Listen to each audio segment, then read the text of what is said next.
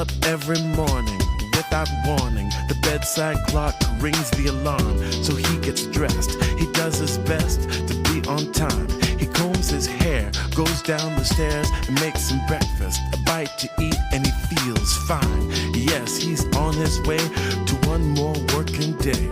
On the weekend, when we go out, there is always so much joy and laughter.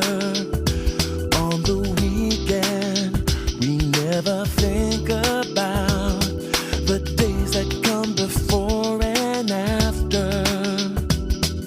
On Thursday night, when he comes home from work, he gets undressed, and if his room's a mess, he cleans the house.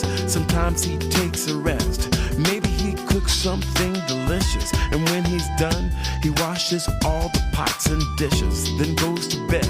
He knows the weekend's just ahead. On the weekend, when we go out, there is always so much joy and laughter.